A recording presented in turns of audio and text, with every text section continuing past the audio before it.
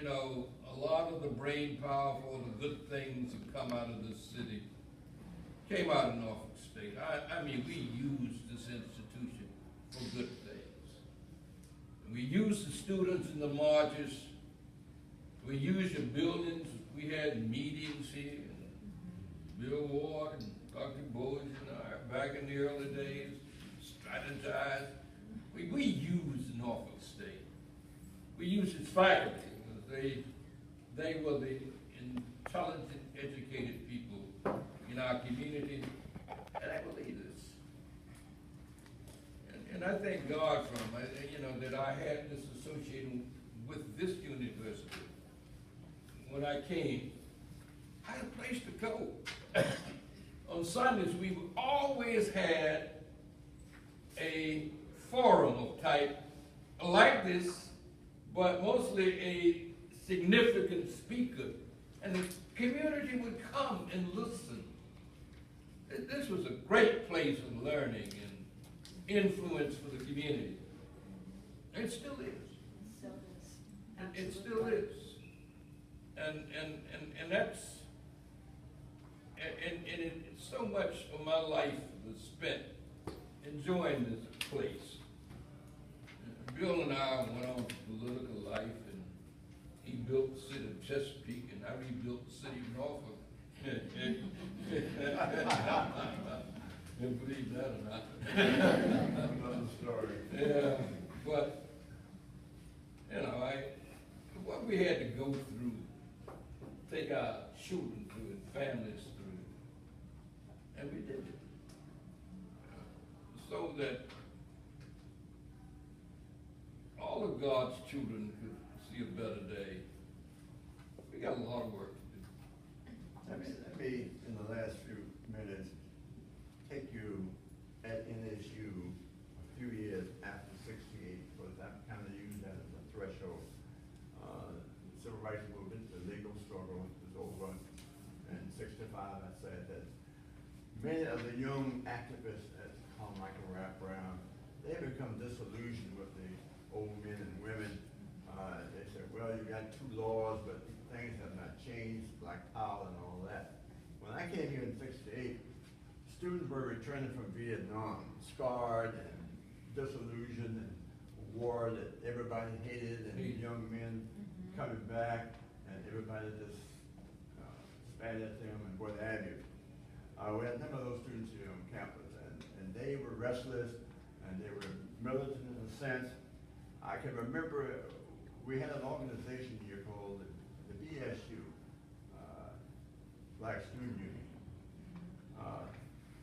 Students demanded Black history courses. They wanted some space. We had a room for them up there in Brown Hall. All the books, and they used to borrow my books. I never got them back. Good book.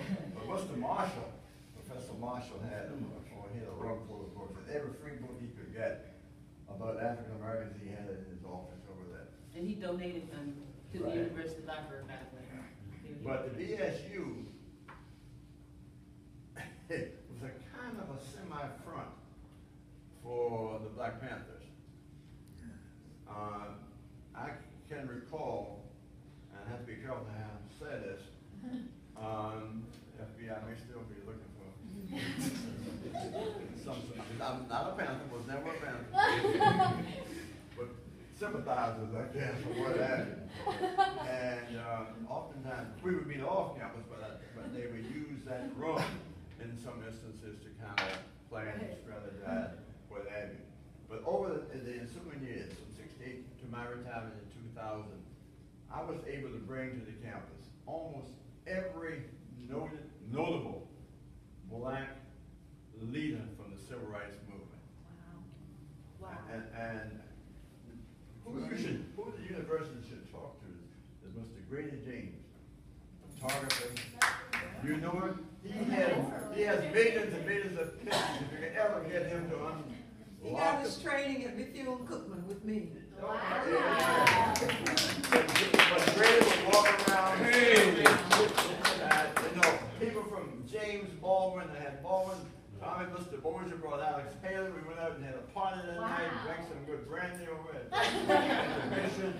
Baldwin, I had to get him something to drink before I could get him on the stage. Yep, I remember that. And all those kind of, Ben Brooks, I mean, all of them, Carmichael, large number of black Muslims, Jeremiah from Philadelphia, had them here. We had a strong contingent of black Muslims on the campus, more than Malcolm X as opposed to the Walid Muhammad School. So I mean, it was an exciting period of time. Yeah, I'm young, got all these guys taking pictures with them, dining with them, and a couple of times where I thought that they were going to get me in trouble. Dr. Benjamin Palmer, some of you may have read some of his work. Crazy as a bedbug.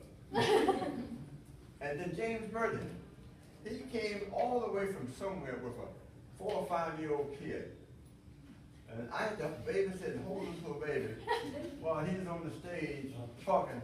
You know, James Burton is the guy who did the march across, he got shot and still got more shots in his head and all that stuff. But he had a story to tell, so I would bring them here. Dr. Wilson, allowed me, I guess, he never called me in on it, and others who were presidents at that time. So I left in 70, came back in 73. I went to do my doctoral work in New England, and incidentally I studied in Africa at the time where Kwame Nkrumah was funeralized and what have you. Then I went down to Jamaica and did a little study. So my studies abroad were at a time when the third world, the African world, was going through its independence movements and so forth. So that had a little impact on me too, I guess, when I came back here. I just wanted to mention that, and I would hope that one day, if you could go back into the archives, and Dr. Bozier, who just retired again, he's retired more than I do, but he has access to a lot of this information and documentation with it. And Dr. Ford, Dr. Laws, maybe you two can take Mr. Grady James to lunch. We could try it. See if we can have an exhibit of Grady James's pictures of all the Begged him. Still working on it. Still working on it. I tried. Oh, We're still yeah, working you know on about it. it. We're still working on it. But let me just say, and I'll close up, because we may want to do some Q&A. Yes, absolutely. Yeah, but in independence movements in Portuguese Africa, we always had a saying, luta continua. Luta continua. In Portuguese, that's what? A struggle continues. So you young folks,